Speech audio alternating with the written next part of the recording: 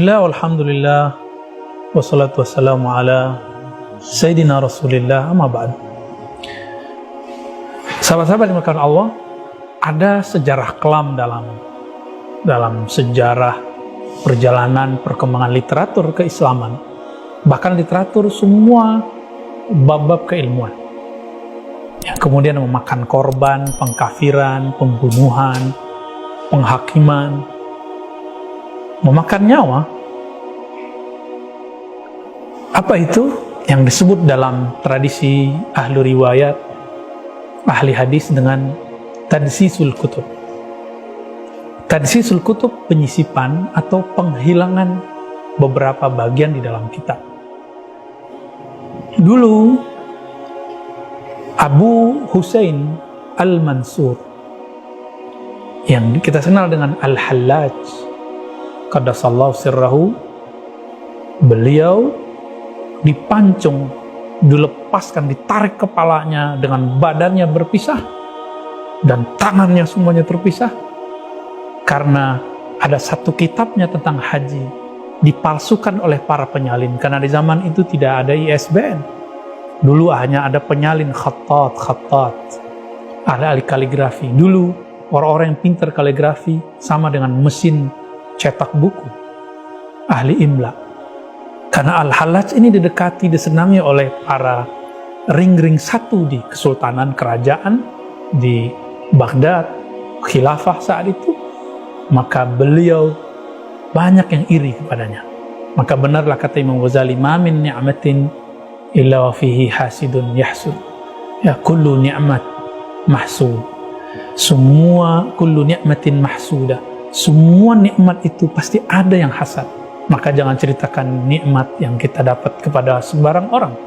Jangan posting nikmat yang kita dapatkan baik secara fisik ataupun secara rohani, pengalaman spiritual. Berbahaya.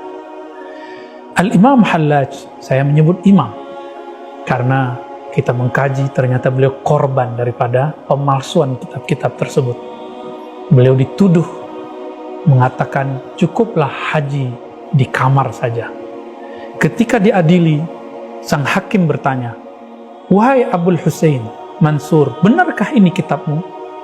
Beliau melihat, oh iya wahai Tuan Hakim, itu kitab saya, itu karya saya. Tapi itu bukan salinan beliau, ini disalin oleh tangan-tangan hasid, orang-orang yang iri dengki kepada beliau. Hakim tanpa panjang pertanyaan, tidak tabayun lagi, langsung ketuk palu, Anda zindik, Anda harus dieksekusi, dan semua pengikut. Walhasil beliau dan semua pengikutnya dimasukkan ke penjara, lalu beliau berusaha menyelamatkan murid-muridnya, tersisalah beliau sendiri. Dan akhirnya Imam Al-Hallaj menjadi korban pemalsuan kitab. Ternyata di antara peneliti barat menyadari hal yang sama. Meskipun ada imam kita, Imam Zahabi, mengikuti Ibnu Taimiyah, mengatakan beliau ini sesat, tapi Zahabi pun kayaknya ragu. Dalam Syiar A'lamin Nubala, terkadang beliau menyerang Hallaj, terkadang beliau berlepas diri, hanya Allah yang tahu. Kita lihat Imam Zahabi ingin hati-hati, terkadang beliau terbawa emosi. Sahabat-sahabat yang melakukan Allah, lalu ini terjadi kembali di zaman Al-Imam Ibn Arabi. Memang para sufi ini karena husnuzonnya tinggi, mereka menjadi korban dari pemalsuan kitab-kitab. Maka kitabnya pun dipalsukan.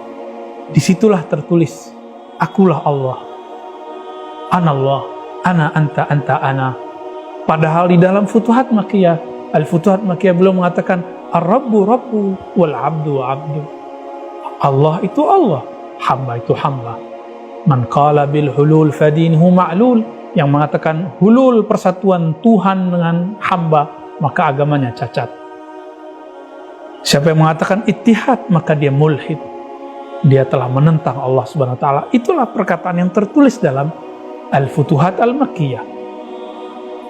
Akhirnya ini terjadi lagi di masa-masa berikutnya, masa Imamuna Al-Arif Billah Al-Kutub Al-Kabir Abdul Wahab Asy-Sya'rani.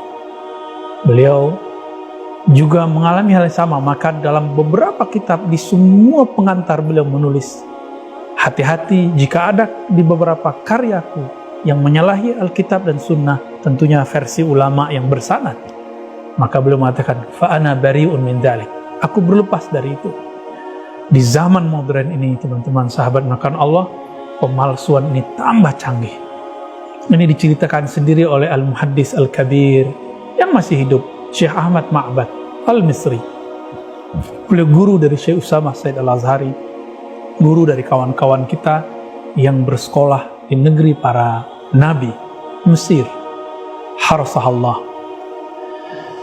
Syekh Ahmad Ma'bad pernah mengajar di negeri Saudi, dan beliau pernah nulis buku. Ketika dicetak ternyata berbeda dengan apa yang beliau tulis, meskipun tidak semua, tapi sangatlah urgent.